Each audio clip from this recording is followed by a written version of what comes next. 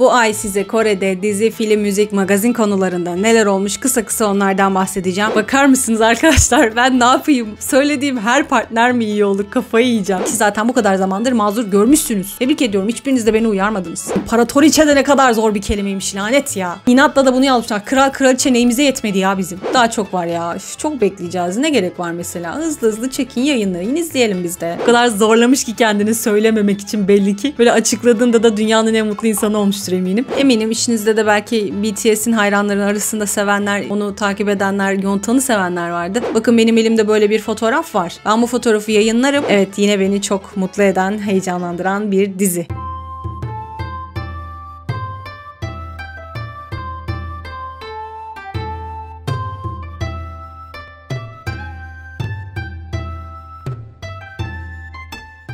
Merhaba arkadaşlar, Zandos'una hoş geldiniz. Ben Sümeyye Saraç. Yepyeni bir hafta daha, yepyeni bir haber bülteniyle daha karşınızdayım. Bu ay size Kore'de dizi, film, müzik, magazin konularında neler olmuş kısa kısa onlardan bahsedeceğim. Kanalı takip edenler bilirler, bu artık bizim için gelenekselleşmiş bir içerik. Önce haftada bir denedim, olmadı. Sonra 2 haftada bir denedim, olmadı. Artık en son ben de dedim ki bari ayda bir en azından böyle bir video çekeyim de beni takip eden insanlar Kore'de her ay neler olduğunu en azından genel itibariyle öğrenmiş olsunlar. Ben de o yüzden bu içeriklere kaldığım yerden tam gaz devam ediyorum. O zaman lafı çok fazla uzatmayalım ve hemen haber bülteni videosuna geçelim. Winner üyesi Song Min-ho tutuklandı. Kamu hizmeti görevlisi olarak görevlerini ihmal ettiği iddiasıyla resmen tutuklandıktan sonra polis soruşturması altına alındı. 26 Aralık'ta Seul polisi Askeri İş Gücü İdaresi'nin konuyu soruşturma talebi üzerine askerlik hizmeti yasasını ihlal ettiği şüphesiyle Song Min-ho'yu tutukladıklarını resmen duyurdu. Polis şu anda davayı detaylı bir şekilde inceliyor. Eğer bu iddialar doğruysa Song Min-ho'nun terhisi iptal olabilir ve de o söz konusu eksik kalan süreyi tamamlayabilmek için de ek süre yatması gerekebilir demişler ama burada hapis yatmaktan mı bahsediyor yoksa geri askere gitmekten mi bahsediyor? Yani askerlik görevine devam etmekten mi bahsediyor? O kısmı çok anlayamadım. 23 Aralık'ta Song Min-ho aslında askerden resmen terhis edilmiş fakat 17 Aralık'ta dispatch'in kendisine kamu görevlisi olarak verilen görevleri gerektiği gibi yerine getirmediğini iddia ederek bir rapor ortaya atmış ve onun ardından da hakkında soruşturma başlatılmış. Direkt de hatta tutuklanmış. Geçiyorum bir diğer habere. Signature grubunun dağıldığı duyuruldu. 3 Aralık'ta şirketleri grubun resmi hayran kafesine giderek Signature'ın dağıldığını duyurmuş. Açıklaması genel itibariyle şöyle: sanatçı imzamızla ilgili önemli bir güncellemeyi sizinle paylaşmak istiyoruz. Şirket ve üyeler arasında yapılan detaylı görüşmeler sonucunda grubun dağıtılmasının gerekli olduğu konusunda karşılıklı mutabakata varıldı. Sonuç olarak sözleşmelerinin kalan süresi ne olursa olsun 7 üyenin de münhasır sözleşmelerini feshettik. Grubun faaliyetleri de 30 Kasım 2024 itibariyle resmen sona erdi demişler. Yıllar boyunca pek çok zorluklarla karşılaştılar ama yine de ellerinden geleni yaptılar. Ayrıca bu zamanda bizi destekleyen hayranlarımıza çok teşekkür ederiz. Onları bu ani ve kötü haberle karşıladığımız için özür dileriz gibi açıklamalar yapmışlar. Üyelerin çeşitli alanlarda yeni başlangıçlara girişmelerine sıcak desteğinizi rica ediyoruz diye de açıklamayı sonlandırmışlar. Grup Şubat 2020'de C9 Entertainment'ın bir yan kuruluşu olan J9 Entertainment altında Nunnu Nanna adlı teklisiyle çıkış yapmış. 4 yıl sonra 2024 yılında da resmi olarak dağıldıklarını, ayrıldıklarını açıklamışlar. Ne yazık ki yine bir ayrılık haberi. From Is9 grubu Pledis Entertainment'tan ayrıldı. Ajansları 29 Kasım'da yapmışlar bu açıklamayı. Hemen yine hızlıca onu da okuyalım. Grupla olan özel sözleşme önümüzdeki 31 Aralık'ta sona eriyor. From Is9 üyeleriyle her üyenin geleceği ve yönü hakkında uzun uzadıya ve derinlemesine görüştük ve özel sanatçı sözleşmesini sona erdirme konusunda dostane bir sonuca vardık. Klasik, hep benzer açıklamalar fark ettiyseniz eğer. From Is9 Ağustos 2021'de aramıza katıldı ve Talk Talk, DM, Stay This Way ve Supersonic gibi geniş bir müzik yelpazesi sundu. Ayrıca sadece hayran kitlesi tarafından değil, aynı zamanda birçok K-pop hayranı tarafından da sevilen sanatçılar haline geldi. Her zaman iyi yönlerini öne çıkaran ve bize son 7 yıldır çok çeşitli farklı çekicilikler gösteren From Is9'a teşekkür etmek istiyoruz demişler. Ayrıca hayranlarına olan minnettarlıklarını ifade eden hayran şarkılarını 23 Aralık'ta yayınlamışlar ve Pledis Entertainment sanatçıları olarak resmi faaliyetlerini sonlandırarak son etkinliklerine katılacaklarmış. Yine tabii ki de yanımızda olduğunuz için teşekkür ederiz. İşte onlara sevginizi göstermeye devam edin gibi klasik cümlelerle de açıklamayı sonlandırmışlar. Gruptan da yine çok kısa bir bahsedelim. Hayatta kalma programı olan Idol School'la birlikte ortaya çıkmış bu grup. 2018 yılında çıkış yapmışlar. 2021'den beri de Pledis Entertainment tarafından yönetiliyorlarmış. Şimdi ne olacak? Grup ayrılacak mı yoksa farklı bir şirkete mi geçecek? Henüz bu konuyla alakalı bir açıklama yok gördüğüm kadarıyla. Geçiyorum bir diğer habere. V'nin köpeği Yontan hayatını kaybetti. Normalde böyle bir haberi almazdım. Fakat Yontan bildiğim kadarıyla BTS hayranların arasında çok popüler bir köpüş olduğu için onun hayatını kaybettiği ile alakalı haberi de vermem gerektiğini düşündüm. 2 Aralık tarihinde V Instagram hikayesinde bir yazı yayınlıyor. O yazının açıklaması şöyle. Öncelikle genel bir hal hatır sormayla başlatıyor yazıyı. Merhaba ARMY, yılın sonunu sıcak mı geçiriyorsunuz? Havanın henüz çok soğuk olmamasına sevindim. ARMY'yi müzikle karşılamayalı uzun zaman olmuş gibi hissediyorum. Sevgili Hoshin Young ile düet hazırlamanın ve ayrıca çok saygı duyduğum Bing Crosby'nin yakında yayınlanacak olan şarkısını hazırlamanın güzel anıları var. Onların heyecanını hissediyorum demiş. Zaman su gibi akıp geçiyor ve Aralık ayına girdik bile. Aslında bugün bu yazıyı yazmamın sebebi Yonta'nın yakın zamanda köpek yıldızlarına doğru uzun bir yolculuğa çıkması. Bunu size nasıl söyleyeceğimi çok düşündüm ama bu haberi Yonta'na çok fazla sevgi gösteren ARMY ile paylaşmanın doğru olacağını düşündüm. Yonta'nı hatırlayıp yıldızlarda bile onun mutluluğunu dilerseniz minnettar olurum. Sevdiklerinize onları bir kez daha sevdiğinizi söyleyebileceğiniz sıcak bir yıl sonu geçirmenizi diliyorum. Tekrar buluşacağımız güne kadar ARMY'nin her zaman sağlıklı olmasını diliyorum. Sizi seviyorum. Teşekkür ederim diye açıklamasını sonlandırmış. Bildiğim kadarıyla çok bayağı tatlıydı köpekle olan ilişkileri, o Yontan'la olan ilişkileri ve dediğim gibi fanlardan da çok fazla o köpüşü seven olduğu için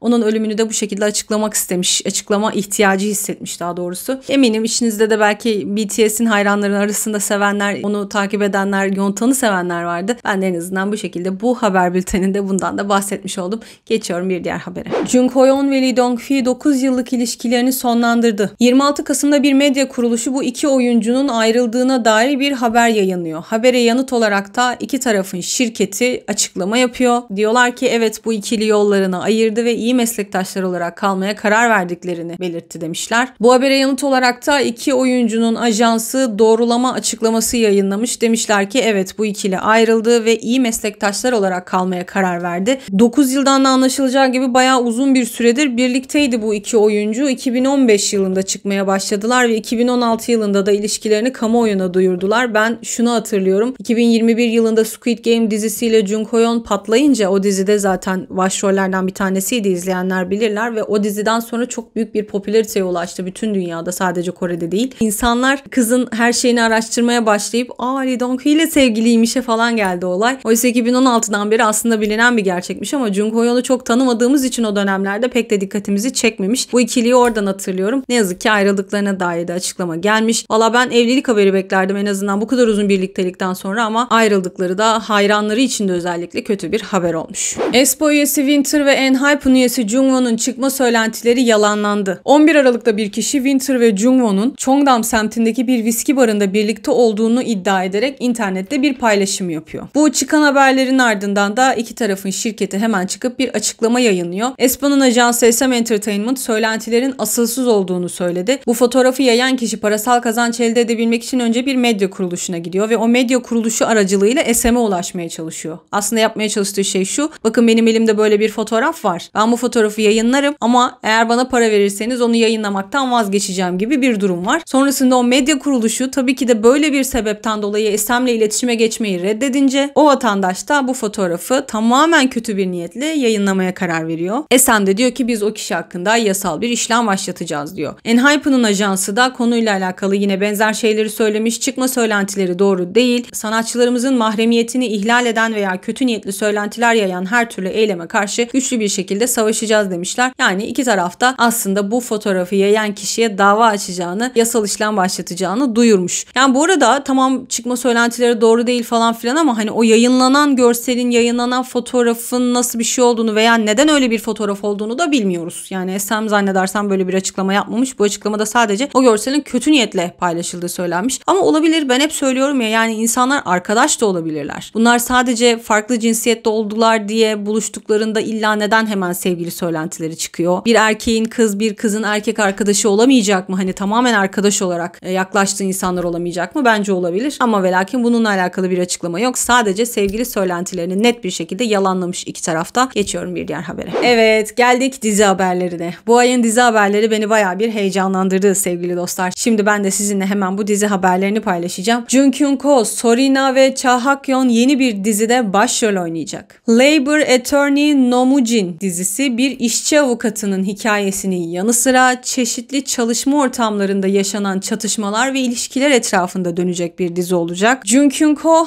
hayaletleri görebilen bir işçi avukatı olan Nomujin rolünü canlandıracak. Geçimini sağlamak ve ofis kirasını ödeyebilmek için mücadele eden Nomujin işçi kamplarında dolaşıyor. Fakat bir gün ölümden döndükten sonra hayaletleri görebildiğini fark ediyor. Ve sonrasında hiç istemiyor olsa da o hayaletlerin kendisine getirdiği işçi sorunlarını çözmeye başlıyor ve bu da kişisel gelişimine yol açıyor demişler. Jung Kyung-ho'yu böyle rolleri çok yakıştırıyorum. Çünkü o olaylara verdiği tepkilere falan ben aşırı gülüyorum. O adamın komedi oyunculuğu çok güzel bence. Çünkü çok ciddi bir yüz ifadesiyle çok absürt tepkiler veriyor ve öyle bir durumda ben hani normalde güleceğimden çok daha fazla eğleniyorum o adamın oyunculuğuna. Zaten çok da sevdiğim birisi kendisi. Bu haber de beni çok mutlu etti çünkü epeydir yine ortalarda yoktu sevgili Jung Kyung-ho. Yeniden bir diziyle dönecek olması beni çok mutlu etti gerçekten. Sorina bu başrol avukatımızın başarısız ofisini yeniden canlandıran beyni ve onu ayakta tutan kişiyi canlandıracakmış. Cha Hak-yeon da eski bir gazeteciden video içerik üreticisine dönüşen bir adamı canlandıracak. Yakışıklı görünümlü, eğlenceli bir kişiliğe ve tahmin edilemez bir mizah anlayışına sahip olacakmış bu karakter. Anlamlı içerikler üretmekten ziyade tamamen izlenme sayısını artıran videolar oluşturmaya daha fazla odaklanmış olsa da hayaletlerin hikayesinden de etkilenen bir tarafı olacakmış aynı zamanda. Böyle belli ki fantastik, değişik, tatlı bir hikayesi var.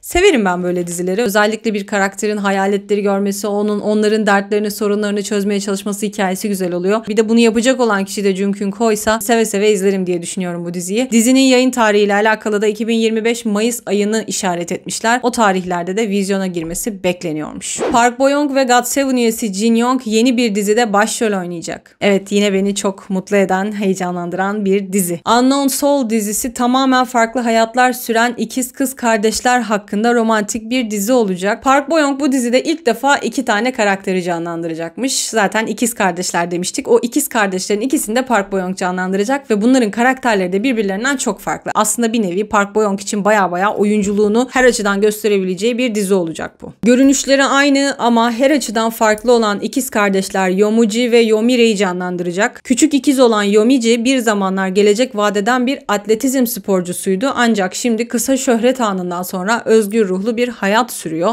Buna karşılık olarak da ablası Yumire okul günlerinden beri elit bir yol izliyor ve şu anda mükemmelliyetçi olarak bir kamu kuruluşunda çalışıyor. Fakat bir gün bilinmeyen bir nedenden ötürü hayatlarını değiştirmelerine yol açan cüretkar bir yalan söylemek zorunda kalıyormuş bu ikili. Jin Young da büyük bir hukuk firmasında görünüşte kayıtsız ve umursamaz olan, uzun boylu ve yakışıklı avukatımız olan Lee Hoo-so'yu canlandıracakmış. Dışarıdan bir kuğu gibi kusursuz görünüyor olsa da gerçek hayatını değiştiren geçmiş bir olay nedeniyle sıradan bir hayat sürebilmek için diğer insanlardan 2 kat daha fazla çalışmak zorunda kalıyor demişler. Gerçek duygularını açığa çıkarmadan kendi halinde sessiz sakin bir hayat yaşarken kalbini harekete geçiren beklenmedik bir karşılaşmayla aniden bütün hayatı sarsılacakmış. Bu karşılaşmada tahmin ettiğimiz üzere Park Bo Young'un karakterlerinden birisiyle olacak diye düşünüyorum. Dizinin 2025'in ilk yarısında vizyona girmesi planlanıyormuş. Ben severim ikisini de. Jin Young'u da severim. Park Bo Young'u zaten bayılıyorum. O yüzden bu ikilinin bir dizide başrol oynayacak olması, hele Park Bo Young'un aynı dizinin içerisinde 2 farklı karakteri canlandıracak olması beni çok mutlu etti. O yüzden yüksek ihtimal bunu da izleyeceğim. Bakın tekrar ediyorum. Bu ayın dizi haberleri gerçekten çok iyi. Geçiyorum bir diğer habere.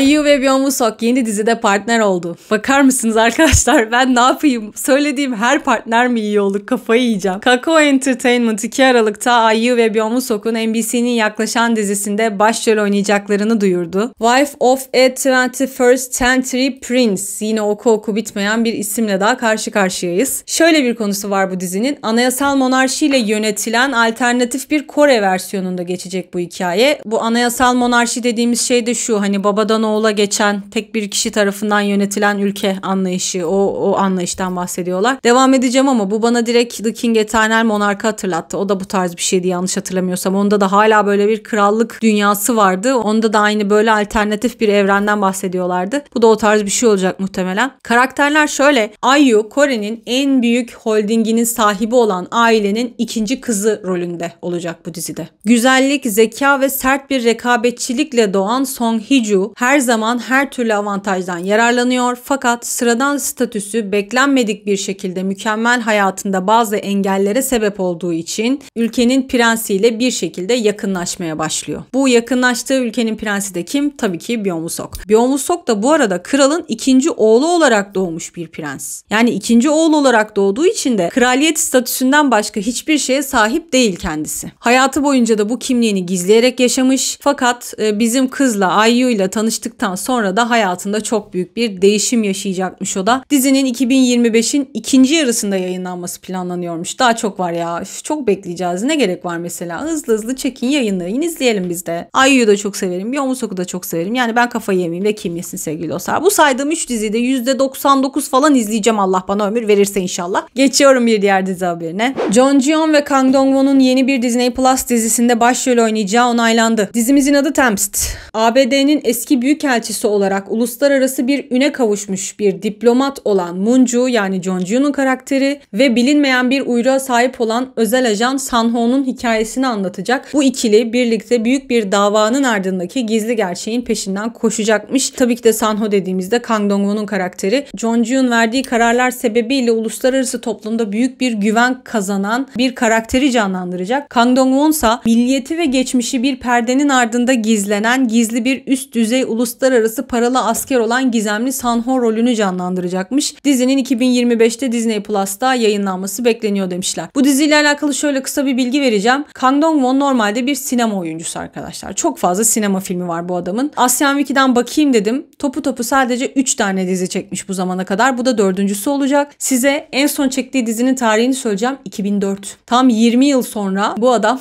yeniden bir diziyle ekranlara dönüyor diyeceğim ama yine Disney Plus, yani dijital bir platform olacak. Yine de en azından bir dizide kendisini izleme şansımız olacak. Ben izler miyim bilmiyorum. Çok fazla konusu dikkatimi çekmedi ama ikili olarak bence güzel bir ikili olmuşlar. Yakışacaklarına eminim. Konusu biraz ağır, sağlam bir işe benziyor. Aksiyonu bol bir işe benziyor. Bakalım, izlersek göreceğiz zaten. Geçiyorum bir diğer diziye. Şimdi söyleyeceğim dizinin partnerleri onaylanmış değil. Ama ikisini de çok sevmiş olduğum için ve yine beni heyecanlandırdığı için almak istedim. Biliyorsunuz ben normalde onaylanmadığı sürece almıyorum ama eğer çok sevmişsem o ikiliyi, iddia bile olsa paylaşmak istiyorum, anlatmak istiyorum. Lee Jong-suk ve Shin Min-a yeni bir dizide başrol olabilir. 10 Aralık'ta bir medya kuruluşu Lee Jong-suk'un The Remarried Empress adlı yeni bir dizide Batı Krallığı'nın prensi rolünü oynayacağını açıklamış. Lee Jong-suk'un şirketi de demiş ki evet, bu diziden bir teklif geldi ama henüz herhangi bir sonuca varmadık demişler. Bu dizinin şöyle bir konusu var. Zor bir anlatım olacak benim için de, biraz karışık çünkü. Shin Min-a'nın oynayacağını düşündükleri, daha doğrusu ona giden teklifin karakterinin adı Navyer. Navyer, Doğu İmparatorluğu'nun mükemmel imparatoriçesi. Çok güçlü bir kadın. Fakat bir gün kocasının, yani imparatorun metresini imparatoriçe yapma niyetini öğrendikten sonra kocasından boşanmaya karar veriyor ve sonrasında bulunduğu yerde imparatoriçe olamıyorsa başka bir yere gidip orada imparatoriçe olmaya kararlı olduğu bir zamanı anlatıyor aslında bu hikaye. İmparatoriçe de ne kadar zor bir kelimeymiş, lanet ya. İnatla da bunu yazmışlar. Kral kraliçe neyimize yetmedi ya bizim.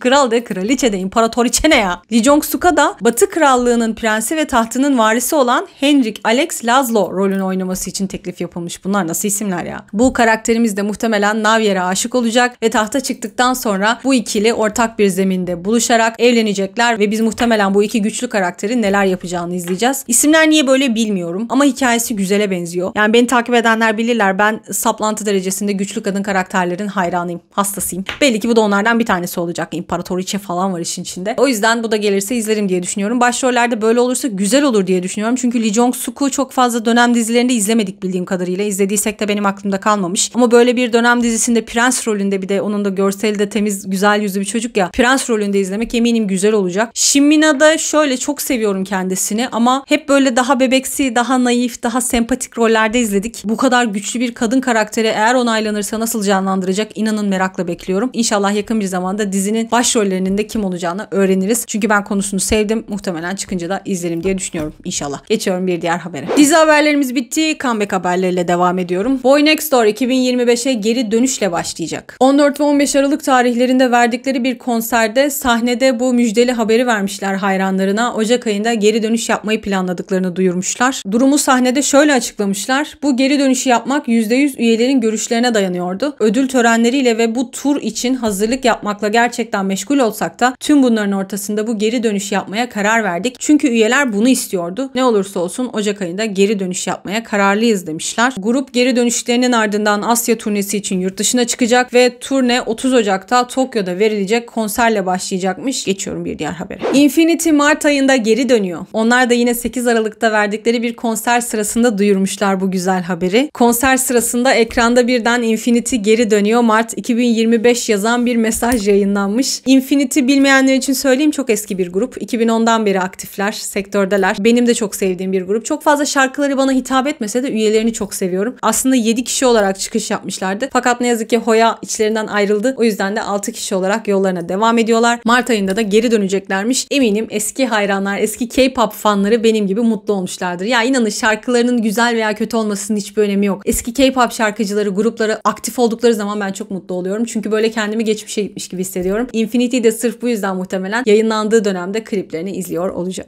GOT7 Ocak ayında geri dönüyor. 7 Aralık'ta GOT7 üyesi JB ve Bam Bam grubun uzun zamandır beklenen geri dönüşe hazırlandığı yönündeki söylentileri resmen doğrulamış. Bam Bam X'e giderek şöyle bir şey yazmış, yani Twitter X dediğimiz. GOT7 20 Ocak'ta geri dönüyor başlıklı bir görsel aracılığıyla şakayla karışık bir duyuru yapmış. Demiş ki aman tanrım, sonunda bunu yüksek sesle söyleyebiliyorum. Bir ay oldu. Bunu tutmanın ne kadar zor olduğunu biliyorsun. O kadar zorlamış ki kendini söylememek için belli ki. Böyle açıkladığında da dünyanın en mutlu insanı olmuştur eminim. Bu 20 Ocak 2025'teki dönüşleri yaklaşık 3 yıl sonra bir grup olarak ilk geri dönüşleri olacakmış. Son geri dönüşlerini Mayıs 2022'de gerçekleştirmişler. Bayağı da bir zaman geçmiş gerçekten. Bu da çok sevdiğim gruplardan bir tanesi. Bunun da mesela şarkılarını sevdiklerim var ama genel itibariyle üyelerini çok seviyorum. Çok sempatik bir grup. Yine aktif oldukları için, aktif olacakları için mutlu olduğum bir grup. Hayranları, sevenleri de eminim çok mutlu olmuştur. Geçiyorum bir diğer habere. G-Idol üyesi Mini nihayet solo geri dönüşünü gerçekleştirecek. Newson'un 3 Aralık tarihli haberine göre Mini Ocak 2025'te ilk solo albümünü çıkaracak. Bu rapora yanıt olarak da Cube Entertainment Mini'nin şu anda bir solo albümü hazırlandığını ve Ocak ayının ortasında da bu albümü yayınlamayı hedeflediğini belirtmiş. G-Idol yakın bir zamanda Cube Entertainment'la sözleşmelerini yenilemişlerdi. Nihayet Mini de solo olarak uzun zamandır beklenen geri dönüşünü gerçekleştirecek demişler. Fanlarının da bu durumu, bu haberi heyecanla bekleyeceklerini kendileri duyurmuşlar. Geçiyorum bir diğer habere.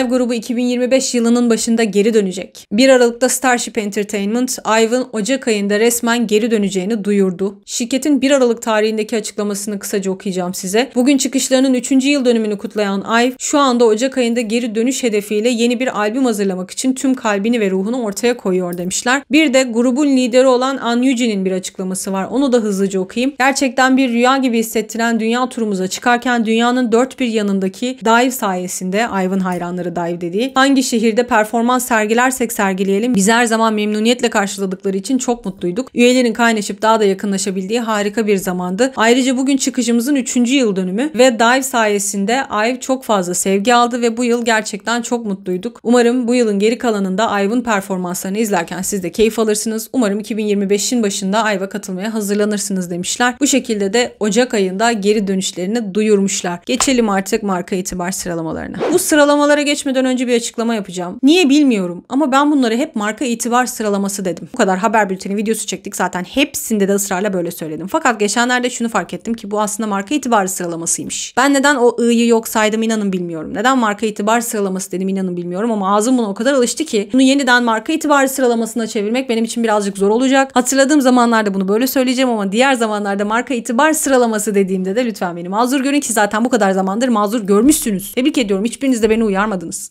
İtibarıymış aslında bu. Neyse, küçük bir farktı ama olsun, yine de küçücük bile olsa ben yanlış okuyormuşum onu. Şimdi size Aralık ayının dizi oyuncularının arasındaki marka itibarı sıralamasını açıklayacağım. Kore İş Araştırma Enstitüsü 11 Kasım 11 Aralık tarihleri arasında yayınlanan dizilerde rol alan 50 tane oyuncuyu ele alarak yapmışlar bu listeyi. Hemen ilk onu okuyorum size. 1 numarada Kim Namgil, 2'de Yoo Yun Sok tabii ki de. Bu ara hepimizin, neredeyse bu diziyi izleyen, When the Phone Rings'i izleyen birçok kişinin favorisidir Yoo Yun Sok. 3 numarada Gong Yoo, 4'te So Yeon Jin, 5'te Lim Ji Yeon, 6'da Chae Soo Bin, 7'de Hwang In Yop, 8'de Song Joon, 9'da Jong Chaeyeon, 10 numarada da Baeyeon Song varmış. Şimdi bir de Aralık ayının dizileri arasındaki marka itibarı sıralamasını okuyacağım size. Kore İş Araştırma Enstitüsü 10 Kasım ve 10 Aralık tarihleri arasında yayınlanan 16 popüler dizi arasından yapmışlar bu listeyi. İlk 10 şöyle. 1 numarada The Fiery Priest 2. 2'de Iron Family. 3'te When the Phone Rings. 4'te Gangnam B-Side. 5'te The Tale of Lady Ok. 6'da Face Me. 7'de Family by Choice. 8'de Snow White's Revenge. 9'da The Trunk. Onda da My Merry Marriage varmış sevgili dostlar. Şimdi gelelim artık müzik gruplarının ve grup üyelerinin arasındaki marka itibarı sıralamasına. Aralık ayının kız grubu marka itibarı sıralamalarıyla devam edeceğim. Kore İş Araştırma Enstitüsü 8 Kasım 8 Aralık tarihleri arasındaki verileri ele alarak Kore'deki popüler olan bütün kız grupları arasından yapmışlar bu listeyi. 1 numarada Blackpink, 2'de aespa, 3'te IVE, 4'te Lee Seraphim, 5'te Twice, 6'da Red Velvet, 7'de G-Idol, 8'de Elite, 9 Oh My Girl, 10 numarada da 50-50 varmış. Bunun bir de erkek grubu versiyonu var. Kore İş Araştırma Enstitüsü 7 Kasım 7 Aralık tarihleri arasında toplanan verileri kullanarak Kore'nin erkek grupları arasından yapmışlar bu listeyi. 1 numarada Seventeen, 2'de Big Bang, wow, 3'te BTS, 4'te Stray Kids, 5'te NCT, 6'da SHINee, 7'de The Boys, 8 TWS, 9 ENHYPEN,